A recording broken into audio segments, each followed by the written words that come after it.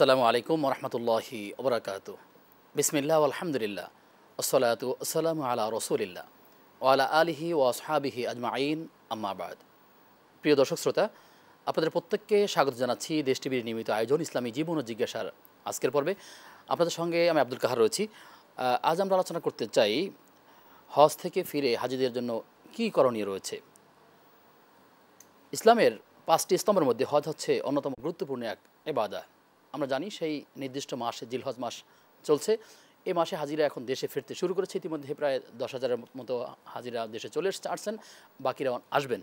তো আসার পরে আসলে তিনি তার আগের জীবন এবং তার পরবর্তী এই হজ পরবর্তী জীবনটা কীভাবে কাটাবেন সে বিষয়গুলো আমরা আজকে খুঁটিনাটি জানার চেষ্টা করব। যে আসলে ইসলামের ব্যাপারে কী বলেছে, রাসূল সাল্লাল্লাহু আলাইহি ওয়াসাল্লাম আমল কেমন ছিল, সাহাবায়ে কেরাম কী করতেন, তাওহীদের বার্তাগুলো কীভাবে তারা ছড়িয়ে দিতে চেষ্টা করতেন কিনা, মক্কা এবং মদিনা থেকে তারা কোন চরিত্র গ্রহণ করে এসেছেন, কী আল্লাহ তাআলা সাথে ওয়াদা করে রেখে এসেছেন, সেই ওয়াদাগুলো কী ছিল, আমরা এই বিষয়গুলো আজকে বিস্তারিত জানবার চেষ্টা করব ইনশাআল্লাহ তাআলা। আমাদের সাথে আমন্ত্রিত হয়েছেন বাংলাদেশ ইমাম সমিতির সম্মানিত সভাপতি শায়েখ হাফেজ মাওলানা লুৎফর রহমান। আসসালামু আলাইকুম ওয়া রাহমাতুল্লাহি ওয়া বারাকাতুহু। ওয়ালাইকুম আসসালাম ওয়া রাহমাতুল্লাহি ওয়া বারাকাতুহু। আহলান সাহলান মারহাবা। আলহামদুলিল্লাহ, বারাকাল্লাহু মারহাবা। ফিকুম। প্রিয় দর্শক, আপনিও চাইলে আমাদের সাথে যুক্ত হতে পারবেন। দেশ টিভি ইসলামিক শো ফেসবুক পেজের কমেন্টে বাংলায় যে কোনো প্রশ্ন আমাদেরকে জানালে আমরা সেই সকল প্রশ্নের সরাই সমাধান জানবার চেষ্টা করব ইনশাআল্লাহ তাআলা। মোহতারাম, আপনি যেমনটা শুনলেন যে আসলে আমরা হাজিদেরকে নিয়ে আজকে কথা বলতে চাচ্ছি। তারা দেশে আসার পরে তারা কিভাবে কাজ করবেন, নতুন জীবনের কিভাবে সূচনা শুরু করবেন, কি করা উচিত যদি বলেন। বিসমিল্লাহির রহমানির রহিম। নাহমাদুহু ওয়া নুসাল্লি আলা রাসূলিল কারীম, আম্মা বাদ। যেমনটি আপনি উপস্থাপনায় বলেছেন যে হজ হচ্ছে ইসলামের আরকান বা রুকনের একটি অন্যতম একটা ভিত্তি। একজন হাজী সাহেব যখন শুরুতেই হজে যাওয়ার প্রাক্কালে সাদা কাপড়টি পরেন, ইহরাম পরেন, আর সাথে আর কিছুই থাকে না, তখনই কিন্তু তার সব ধরনের আভিজাত্য অর্থাৎ তার পরিচয়, তিনি নেতা, আশরাফ আতরাফ, ধনী গরিব সব কিছু, সব গরিমা বিলীন করে দিয়ে এক কথায় কবরের যাত্রী এবং এটা একটা রিহার্সাল দিচ্ছেন যে মৃত্যুর কাপড় কেমনি পড়তে হয় এবং অনেক নিষিদ্ধ হালাল জিনিসগুলি তখন সাময়িকভাবে নিষিদ্ধ থাকে।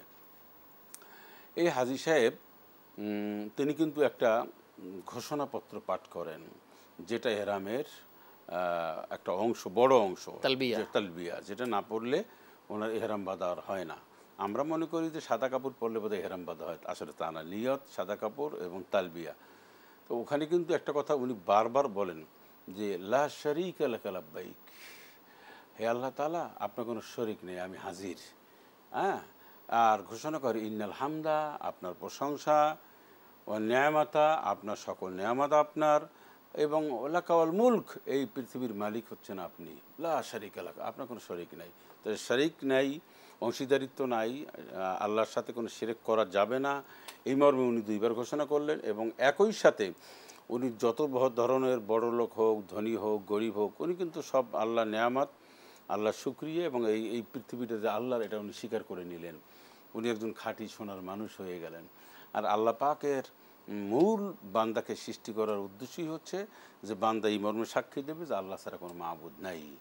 এই ওয়াদা তো আল্লাহ তাআলার সাথে তিনি করেছেন হজের মৌসুমে। এখন দেশে ফিরে এটাকে আবার কিভাবে তিনি জাগ্রত করবেন? এই যে রিহার্সাল দিয়ে আসলেন হজে, এই রিহার্সাল দিয়ে আসলেন এবং দেখে আসলেন অনেক নিদর্শনাবলী। আর আল্লাহ পাক বলছেন ইন্না ফি যালিকা লাইবরাতাল লিউলিল আবসার উলিল আলবাব, যে আমার নিদর্শনাবলী নিদর্শনাবলী এটি জ্ঞানবান মানুষের জন্য অনেক শিক্ষণীয়।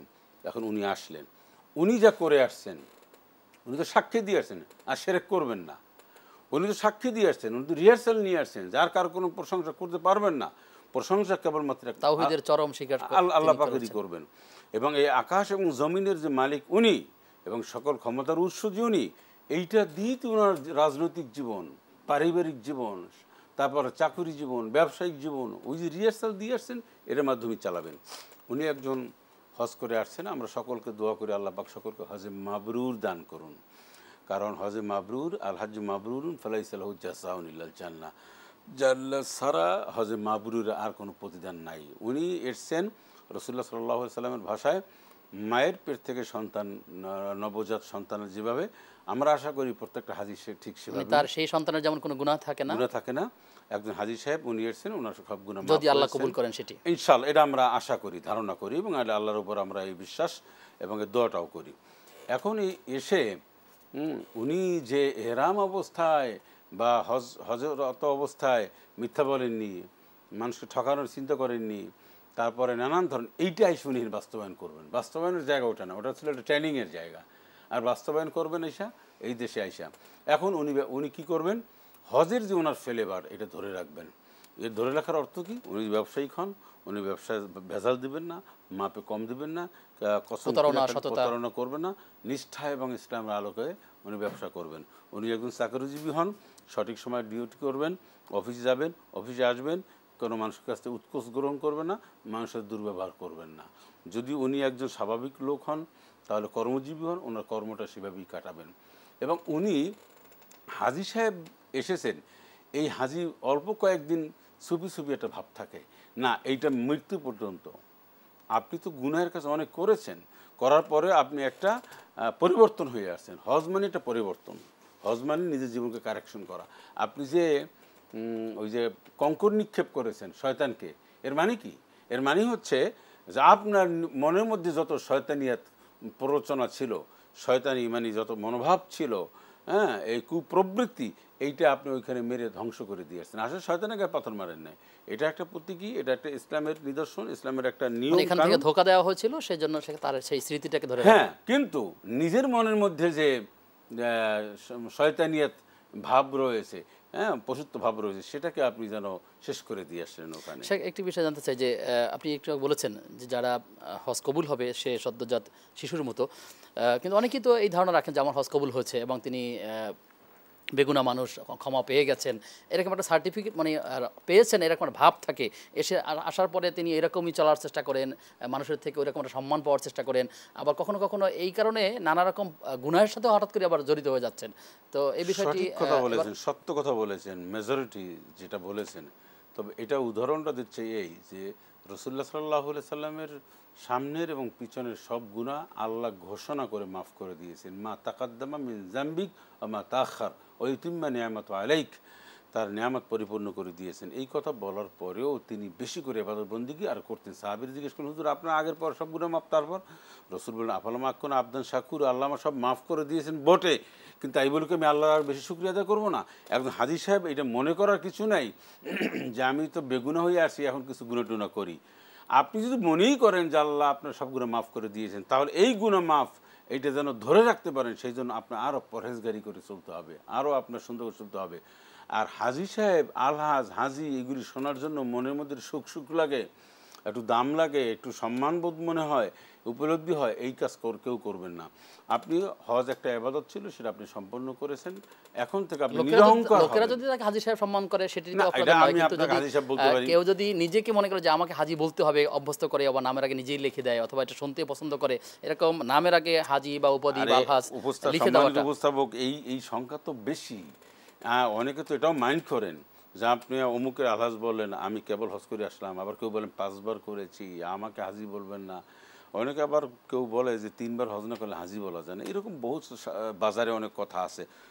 মূল কথা হচ্ছে আপনি নামাজি বলে আপনাকে ডাকে না, রোজা বললে আপনাকে ডাকে না, হাজী কেন?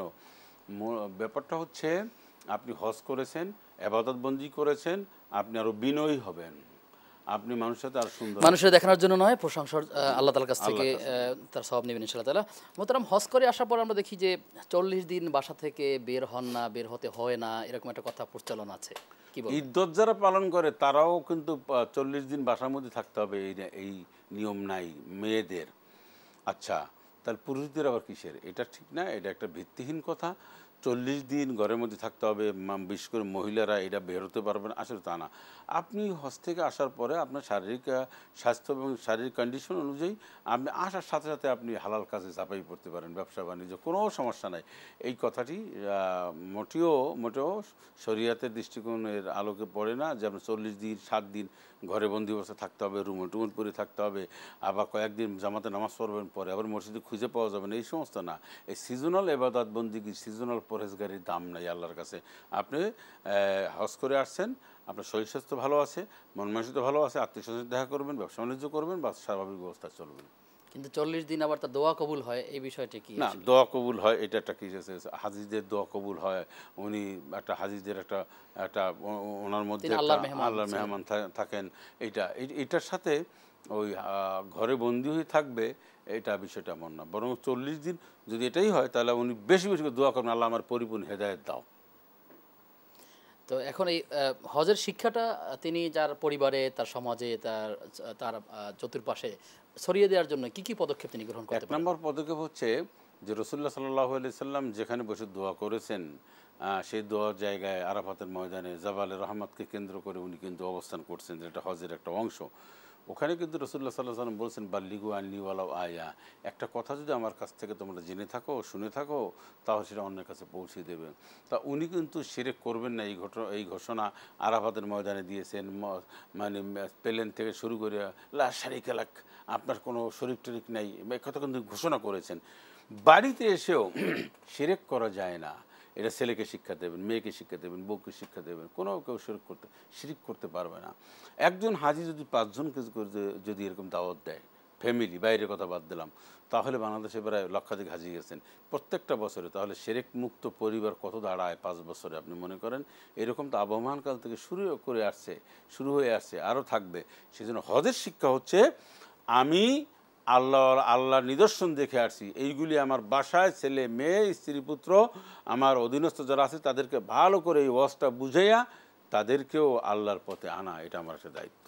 আমি নবীর ঘর, নবীর দেশ, নবীর জায়গা আমি আমি সেখানে স্পর্শ করে এসেছি, এবং নবীর যে শিক্ষা সেই শিক্ষাটা আমি যেমন মানবো আমার ফ্যামিলিকে মানানোর চেষ্টা করবো ইনশাআল্লাহ। জি, শুকরিয়া। আপনি অনেকগুলো বিষয় বলেছেন। আমরা আরেকটি বিষয় আপনার থেকে জানতে চাই। আপনি বাংলাদেশ ইমাম সমিতির সভাপতি। আমরা সম্প্রতি দেখেছি যে লক্ষ্মীপুরে একজন ইমামকে হত্যা করা হয়েছে এই অপরাধে, যে সেখানে মসজিদের পাশেই মাদকের বিরুদ্ধে তিনি কথা বলেছেন। ওইখানের স্থানীয় তরুণরা তার উপর ঝাঁপিয়ে পড়েছে, তার সন্তানকে আঘাত করেছে। সন্তানকে বাঁচাতে গিয়ে তিনি নিজেকে, ইমামকে হত্যা করা হয়েছে, ইমামের বিরুদ্ধে মামলা করা হয়েছে। তো আসলে এই যে চরিত্রটা বা এই যে বিষয়টা আমরা ইমামের দেখেছি, দায়িত্ব হচ্ছে, সেক্ষেত্রে আসলে কি ভূমিকা রাখা উচিত বা কি করা দরকার? ইমামের দায়িত্ব হচ্ছে সমাজে মাদক মুক্ত একটি সমাজ গঠন করা, সন্ত্রাস মুক্ত, এবং সমাজে আইন শৃঙ্খলা এবং মানুষকে আল্লাহর দিকে ধাবিত করার ইমামের একটা বড় একটা কর্মসূচি থাকে। এই কর্মসূচি পালন করতে গিয়ে যে সমস্ত দুষ্কৃতকারিতা, দুর্বৃত্তন যারা রয়েছে, সন্ত্রাসী কার্যকলাপ, তাকে হত্যা করা হয়, নিহত করা হয়েছে, আমরা এই তীব্র নিন্দা করছি এবং আমরা বলছি, বারবার আবেদন করছি যে দোষী ব্যক্তিদেরকে তদন্তের মাধ্যমে তাদেরকে কঠিন শাস্তি দেওয়া হোক, সর্বোচ্চ শাস্তি নিশ্চয়তা করা হোক। মানে তাকে হত্যা করার পর আবার তার বিরুদ্ধেই, তার পরিবারের বিরুদ্ধে মামলা করা হয়েছে। ইমাম সাহেবরা একটু নিরীহ হন, ইমাম সাহেবরা একটু মানে মূলত একটু নিরীহ হন, ওনারা একটু পরিবারটা স্বাভাবিকভাবে একটু নর্মাল হন অনেক ক্ষেত্রেই। সেক্ষেত্রে যে কাজটি করা হয়েছে, নরম মেজাজের কথা বলছেন নরম আপনি। মেজাজের হন, সেক্ষেত্রে যে কাজটা করেছে তাদের কি, তাদের পরিচয় কি, জাতির সামনে তাদের পরিচয় উন্মোচন করে দেওয়া দরকার। কোন সম্প্রদায়ের কোন লোকেরা এই কাজটা করেছে, এত বড় দুঃসাহস। আমাদের বাংলাদেশে মসজিদের দেশ, ইমামদের দেশ, প্রায় 4.5 লক্ষ মসজিদের ইমাম আমরা রয়েছি, সেখানে একজন ইমামদেরকে সে গায়ে হাত তুলবে এবং হত্যা করবে, এই দুঃসাহস যাতে করে কেউ না দেখাতে পারে, সেই জন্য তার দৃষ্টান্তমূলক শাস্তি স্থানীয় প্রশাসন কতটুকু ব্যবস্থা নিয়েছে আমরা খোঁজখবর রাখতেছি। আমরা এটার ব্যাপারে আমরা সরকারকে আবেদন জানিয়েছি এবং গোটা বাংলাদেশের ইমাম সমাজদেরকে আমরা ঐক্যবদ্ধ হওয়ার উদ্যত আহ্বান জানাই। এবং কোনোভাবে একজন ইমামদের সাথে যদি বেয়াদবি করা হয় তাহলে সেটার পরিণতি যে ভয়াবহ হবে, এটা আমরা বারবার আমরা জানিয়ে দিয়েছি। ইমামরা কিন্তু কেউ একজন না, ইমামরা। এবং তাকে হত্যা করার পর তার বাড়ির সামনে মিছিল করা হয়েছে, তাকে নানা রকম ভয়ভীতি দেখানোর চেষ্টা করা হয়েছে তার পরিবারকে। সমাজের এত নিকৃষ্টতম লোক, এরা মানুষের মধ্যে পড়ে না, ভালো মায়ের সন্তান না, যারা ইমামকে হত্যা করেছে, মামলা করেছে, তাদের আর তার বাড়ির সামনে আবার হয়েছে, মিছিল করেছে। অন্তত 5ই আগস্টের পরে, এই সরকার পরিবর্তনের পরে, সমাজ পরিবর্তনের পরে এরকম দুঃসাহসিকতার পরিচয় যারা দিয়েছে তাদের অবশ্যই খেসারত দিতে হবে।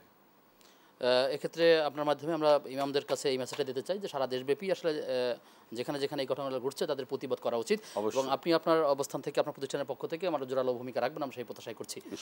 প্রিয় দর্শক, আপনারা দেখছেন ইসলামী জীবন ও জিজ্ঞাসা। সময় হয়েছে একটা বিরতির, ফিরছি কিছুক্ষণ পর, সাথে থাকুন।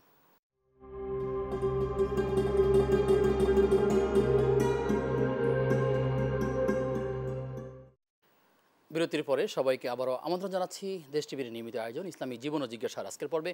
আপনাদের সঙ্গে আমি আব্দুল কাহার রয়েছি, আমার সঙ্গে অতিথি হিসাবে রয়েছেন শায়েখ হাফেজ মাওলানা লুৎফুর রহমান, সভাপতি বাংলাদেশ ইমাম সমিতি। মোহতারাম, একটি বিষয় আপনি হয়তো জেনেছেন যে সম্প্রতি ভারতে একটি বিমান বিধ্বস্ত হয়েছে। এতে অসংখ্য মানুষ নিহত হয়েছে। এই বিমান বিধ্বস্ত হওয়ার মধ্য দিয়ে আসলে আমাদের কোন মেসেজ গ্রহণ করা উচিত? সর্বপ্রথম আমরা দুঃখ প্রকাশ করছি, গভীর সমবেদনা জানাচ্ছি, নিহত ব্যক্তি পরিবারের প্রতি সমবেদনা জানাচ্ছি, দুঃখ প্রকাশ করছি। আসলে এটি একটি মর্মান্তিক ঘটনা, যেখানেই ঘটুক এটি আমাদের আসলে কাম্য নয়। তবে এক্ষেত্রে আমাদের সতর্ক হওয়া উচিত। আজকের বিমান এরকম একটা ঘটনা ঘটেছে, সেখানে অনেক মানুষ নিহত হয়েছে। তো এটা এবং ক্ষতি, স্থানীয় যে বাড়ি ক্যান্টিনের সেখানেও তারা মেডিকেলের সেখানে অনেক অনেক স্টুডেন্ট ডাক্তাররাও হতাহত হয়েছে। এটা আমাদের জন্য আমরা খুবই কষ্ট বা মর্মাহত, সমবেদনা পেশ করছি। এবং একই সাথে এই ঘটনা কেন ঘটলো, একটা এই প্লেনে তার যান্ত্রিক ত্রুটি ছিল কিনা, চেক আপটা সেভাবে হয়েছে কিনা, কী ছিল সেটা, তো এটার হলো যে সর্বোচ্চ সতর্কতা। আমাদের দেশের যে সমস্ত বিমান বাহিনী বা যারা রয়েছে, এই এয়ারপোর্ট প্লেন চালান, পাইলট থেকে শুরু করে ইঞ্জিনিয়ার, সকলেই আসলে সচেতন হওয়া উচিত। এই জাতীয় ঘটনা তো পৃথিবীতে আর কোথাও না ঘটে, সেজন্য আল্লাহর কাছে দোয়া করি। এছাড়া তো আমাদের কিছু করার নেই। তার মানে হচ্ছে আমাদের এই পৃথিবীর জীবনটাই ক্ষণিকের, আসলে প্রত্যেকটা নিজের সময় নিজের মৃত্যুর কথা স্মরণ করা উচিত। হ্যাঁ মোহতারাম, একটি বিষয় যে বাংলাদেশ একটি গণতান্ত্রিক দেশ, আমরা চেষ্টা করছি এখানে সুন্দর একটি বাংলাদেশ কীভাবে গড়া যায়। আমরা লক্ষ্য করেছি গত কয়েকদিন আগে বাংলাদেশের প্রখ্যাত একজন মুফাসসির, সেই মুফাসসিরের উপরে হামলা করা হয়েছে। তিনি সত্যের পক্ষ অবলম্বন নিয়েছেন, সত্যের কথা বলেছেন। আপনি এর আগে ইমামের কথা বলেছেন। এরপরেও আমরা দেখতে পাচ্ছি নানা জায়গাতে আসলে যারা ডানপন্থী এবং ইসলামের দাওয়াতকে দিচ্ছেন, দায়ী মানুষের মোটিভেশনমূলক কাজ করতেছেন, তাদের উপরে নানা জায়গায় নির্বাচনী কথা বলে কিংবা তার প্রতিপক্ষ হামলা করছে। এ বিষয়ে আপনি কি বলবেন? হক এবং বাতিলের সংঘর্ষ, লড়াই, এটা আবহমানকাল থেকে শুরু হয়ে আসছে। রাসূলুল্লাহ সাল্লাল্লাহু আলাইহি সাল্লামের সময়ও জাল হক ওয়া যাকাল বাতিল ইন্নাল বাতিলা কানা যাহুকা। এই যে সংঘর্ষ, এই যে সত্য যে সমাগত, মিথ্যা বিতাড়িত, সত্যের যে জয় হবেই হবে, এটা বারবার এই জমিন প্রমাণ করেছে। এবং বাতিলরা কখনোই সত্যকে সহ্য করতে পারে না। যাকে করা হয়েছে উনি একজন বড় মুহাদ্দিস, দাঈর আল্লাহ, ভদ্র মানুষ, শালীন কথা বলেন। উনি একজন দাঈর আল্লাহ, দীর্ঘদিন পর্যন্ত ময়দানে কাজ করেন। উনি কোনো অপরাধ করেননি। ওনার শুধুমাত্র দোষটা হচ্ছে ওনার একটা বড় দোষ, সেটা হচ্ছে উনি মানুষকে সত্যের দিকে আহ্বান করে। কোরআন এবং সুন্নাহ না, ওই আমাদের দৃষ্টি, তাদের দৃষ্টিতে দোষ, তারা দোষ না হলে তো তাকে এরকম আক্রমণ করতে পারে না। একজন আলিমের গায়ে হাত তোলা। মোহতারাম আবু নসর আশরাফি, তার উপরে হামলাটা হচ্ছে, আমরা এই হামলার প্রতিবাদ জানাচ্ছি। জি রাইট। জি শেখ, আমরা যে বিষয়ে আপনার থেকে কথা শুনেছিলাম আমার বিষয়ভিত্তিকভাবে, যে হজ থেকে ফিরে কি আমল আছে, আপনি যদি আমাদেরকে জানান যে হজ কবুল হওয়ার নিদর্শনটা কি, আমরা বুঝবো কীভাবে কবুল হয়েছে, কিংবা একজন হাজি বা কী করে বুঝবেন তার হজ কবুল হয়েছে? আচ্ছা, হাজি বুঝতে পারেন, আর কেউ না বুঝলেও উনি বোঝেন যে উনি কোন টাকা দিয়ে গেছেন, ওনার টাকাটা কি, এটা উনি ভালো করে বুঝেন। টাকা যদি স্যালিট হয় আর হজের হুকুম আহকাম আর কান যা আছে এটা ওনার সাধ্য অনুযায়ী পালন করেন। আর একই সাথে নিয়তটা যেমন থাকে যে আমার উপর অর্পিত আল্লাহ পাকের একটা দায়িত্ব, আল্লাহ আমাকে মালি নিসাব বানিয়েছেন, সেজন্য আমি হজটা করলাম আল্লাহ সন্তুষ্টি অর্জনের জন্য, তাহলে ওনার মনটা ভরে যাবে। আবারও বাইতুল্লাহ যাওয়ার ওনার আবার একটা চিন্তা চেতনা বা একটা আকাঙ্ক্ষা তো ওনার মধ্যে জাগবে। একই সাথে উনি আগে যে সমস্ত গুনাহের কাজগুলি করতেন, যে রাফ অ্যান্ড টাফ চলতেন, এখন উনি এসে কিন্তু বুঝতে পেরেছেন যে আসলে কি। আল্লাহর অনেক নিদর্শন দেখে আসেন, যেখানে কোরআন নাজিল হয়েছে, জায়গাটা সচক্ষে দেখে আসার পরেও যদি ওনার মধ্যে একটা আমূল পরিবর্তন না হয়, তাহলে বোঝা গেল উনি গতানুগতিক একটা হজ করেছেন। যাওয়া দরকার, করা দরকার, হয়তো যাবে, আরও যাবে সামনে, এরকম। জি মোহতারাম, আমরা একটি বিষয়ে দৃষ্টি আকর্ষণ করতে চাই আপনার, সেটি হচ্ছে আমরা প্রতি বছরই দেখি যে বাংলাদেশ থেকে হাজিরা যাচ্ছেন, অনেকে অনেক কষ্ট করছেন, কিন্তু এই বছরের হাজিদের একটি প্রশংসায় তারা বলছেন যে আসলে এবারের হজযাত্রা ছিল ভিন্ন রকম। সৌদি আরবের ব্যবস্থাপনা, বাংলাদেশের ব্যবস্থাপনাটা অনেক সুন্দর ছিল। এবং একটি নতুন বিষয় দেখলাম যে প্রতি বছর সরকারি টাকায় অসংখ্য মানুষকে হজ করানো হয়, রাষ্ট্রীয় কোষাগারের টাকায় রাজনৈতিক ব্যক্তিত্বরা এই সুবিধা নিয়ে থাকেন। কিন্তু বর্তমান সময় আমাদের যে এখন সরকার এবং বর্তমান যে উপদেষ্টা আমাদের, তারা এটার বিরোধিতা করে এবার সরকারিভাবে কাউকে হজে দেওয়ার ব্যবস্থায় তারা করেন। যদি একটু শেষ করে বলি, এবং তিনি সরকারি ব্যবস্থায় কাউকে তো যেতে দেনই না, বরং তার আত্মীয়দেরকেও আত্মীয়দেরকেও তিনি নিজের পরিবারের টাকায় বা নিজের টাকা অর্থায়নে হজ করিয়েছেন, রাষ্ট্রের কোনো টাকায় তিনি হজ করাননি। কিন্তু এই বিষয়টি নানা পত্রিকা বলেছে যে তিনি প্রোটোকল মেনটেন রক্ষা না করে তিনি তার পরিবারকে নিয়ে হজে গেছেন, অথচ তিনি তার পরিবারের পিছনে নিজের অর্থ ব্যয় করেছেন, রাষ্ট্রের অর্থ ব্যয় করেননি। আপনি বিষয়টা কীভাবে বলবেন? এক নম্বর হচ্ছে এই পুরো বিষয়টাকে প্রক্রিয়াকে আমরা অ্যাপ্রিসিয়েট করছি। একটা কথা বলবো, ভালো লোক যদি হয়, সৎ লোক যদি হয়, মানুষ যদি সুন্দর হয়, সেই সুন্দর ভালো লোক সৎ লোককে আপনি যে দায়িত্ব দেবেন সেই দায়িত্বটা সুন্দর হবে, এ ব্যাপারে কোনো সন্দেহের অবকাশ নাই। এতদিন পরে আমরা একজন ভালো লোক পেয়েছি, সৎ লোক পেয়েছি বিধায় হজ ব্যবস্থাপনা সৌদিও ভালো ছিল, আমাদেরও ভালো ছিল, তুলনামূলক কিছু টাকাও কম গিয়েছে। আর পত্রপত্রিকা হলুদ সাংবাদিকতার মানে অভাব নেই, এটা সব বাজারের পত্রিকা অনেক, যে পত্রিকায় এটা আমি নিজেও দেখেছি জেনেছি, ওনার পরিবার গেছে, ওনার পরিবারের টাকায় গিয়েছে, উনি মাহারিম হিসাবে ওনাকে দেওয়া হয়েছে, ওনার একটা বোন গিয়েছেন, ভগ্নিপতি ওনার কেউ ছিল না বিধায় ওনার মাহারাম হিসাবে ওনাকে দেওয়া হয়েছে। তো এইটা তদন্ত না করে না দেখে না শুনে একজন সম্মানিত ব্যক্তির উপরে এরকম পত্রিকায় লেখালেখি, এইটা ওই যে এখন বর্তমানে তো বললাম না হলুদ সাংবাদিকতার অভাব নেই। সুতরাং আমরা জাতিকে আশ্বস্ত করতে চাই এই মর্মে যে একজন হজ ব্যবস্থাপনার জন্য যিনি দায়িত্বে ছিলেন, উনি একজন অনেস্ট হওয়ার কারণে, উনি আল্লাহকে ভয় করার কারণে, দুর্নীতি না করার কারণে আজকের হাজিদের এই প্রসঙ্গটা এটা মানে প্রশংসায় ভাসছে। যদি এইরকম মানুষকে বিভিন্ন জায়গায় চেয়ারে বসানো হয়, সব সেক্টরগুলি এরকম প্রশংসা ভাসবে। সুতরাং আমরা মনে করি সৎ লোকের শাসনের বিকল্প নাই।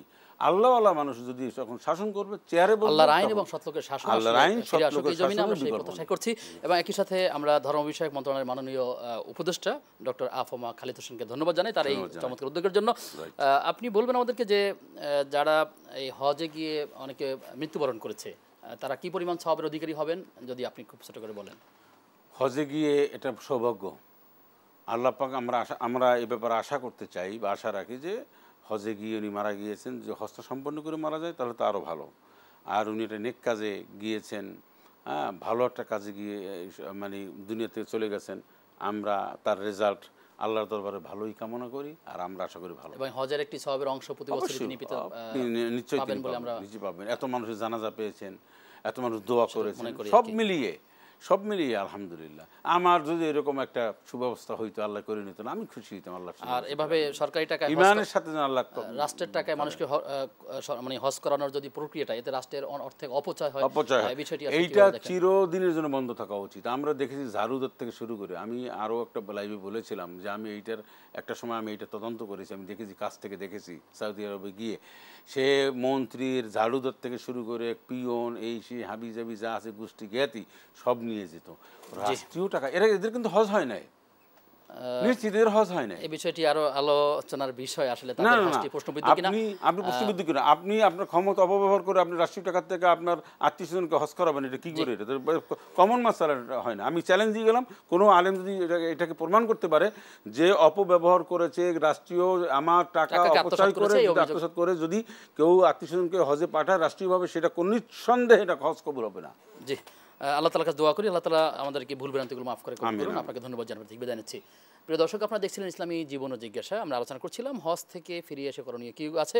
অবশ্যই হজ থেকে যখন লোকেরা ফিরবেন তখন বাসায় পৌঁছার আগে 3-2 রাকাত সালাত আদায় করবেন, মানুষকে শুভেচ্ছা জানাবেন এবং জমজমের পানি নিয়ে আসলে সেই পানি মানুষকে আপ্যায়ন করাতে পারেন, সেই কাজগুলো করতে পারেন। সেই সাথে মানুষকে দাওয়াত করে খাওয়ানো, অন্যান্য বিষয়গুলো থাকতে পারে। আর তাওহীদের শিক্ষাগুলো মানুষের কাছে ছড়িয়ে দেওয়ার চেষ্টা করবেন ইনশাআল্লাহ তাআলা। প্রিয় দর্শক, আজ এ পর্যন্তই। আগামী অনুষ্ঠান দেখবার আমন্ত্রণ জানিয়ে আজকের মতো বিদায় নিচ্ছি। আসসালামু আলাইকুম ওয়া রাহমাতুল্লাহি ওয়া বারাকাতুহু।